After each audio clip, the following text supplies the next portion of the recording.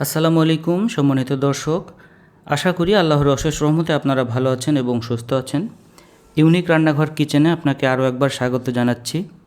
আজকে ইউনিক রান্নাঘর কিচেনের আয়োজনে থাকবে পেঁপের খুবই সহজ এবং দুর্দান্ত মুখরোচক একটি সবজি রেসিপি। এটা একদমই নিরামিষ সবজি। আপনারা যারা পেঁপে খেতে পছন্দ করেন না, আমি তাদেরকে রিকোয়েস্ট করব একবার হলেও আমার দেখানো এই পদ্ধতিতে আপনারা বাসায় ট্রাই করবেন। আশা করছি আপনাদের খুবই ভালো লাগবে এবং এইভাবে আপনারা বারবারই খেতে চাইবেন। তো চলুন দেরি না করে আমরা পুরোপুরি রান্নায় চলে যাই। আর এই রান্নার জন্য আমি প্রথমে একটি পেঁপে নিয়ে নিয়েছি এবং এটাকে খোসা ছাড়িয়ে নিয়েছি। এরপরে আমি একটি চাকুর সাহায্যে এটাকে দুই ভাগে ভাগ করে নিয়েছি। এখন বাকি অংশগুলো থেকে আমি ঠিক এইরকম করে এটাকে স্লাইস করে নিচ্ছি। যখন এইরকম করে এগুলোকে স্লাইস করা হয়ে যাবে, তখন আমি এগুলো থেকে ঠিক এইরকম করে টুকরো করে নেব। আপনারা ঠিক এইরকম করে এটাকে টুকরো করবেন। এর থেকে অনেক বেশি মোটা বা অনেক বেশি পাতলা করে কাটলে এটা ভালো হবে না। তো ভিউয়ার্স, দেখতে পাচ্ছেন আমি কিভাবে পেঁপেগুলো কেটে নিয়েছি। আপনারা ঠিক এইরকম এই সাইজে কেটে নেবেন।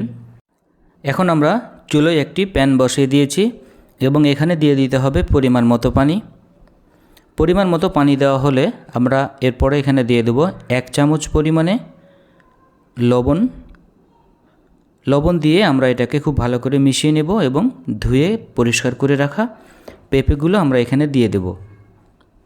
পেঁপেগুলো দিয়ে দেওয়া হলে আমরা এটাকে খুব ভালো করে নেড়ে মিশিয়ে নেব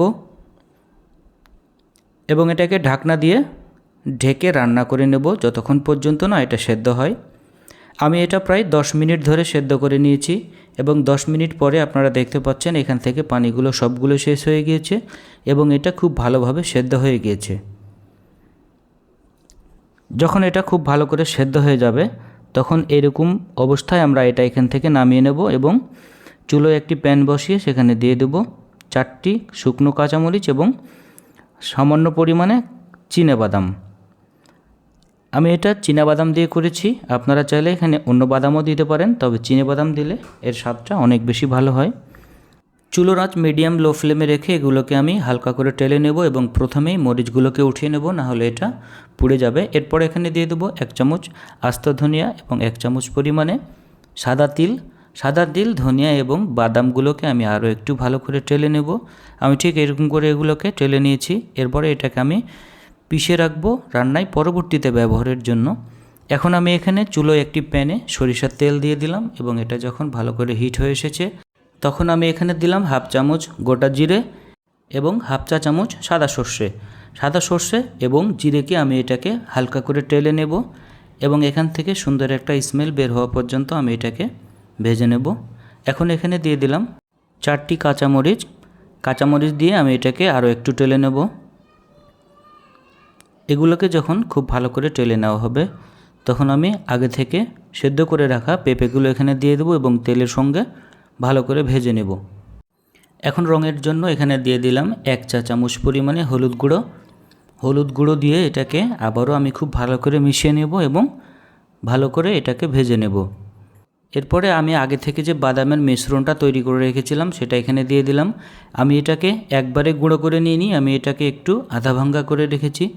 আপনারা ঠিক এরকম করে এটাকে গুঁড়ো করে নেবেন এবং এইরকমভাবে এটাকে মিশিয়ে নেবেন।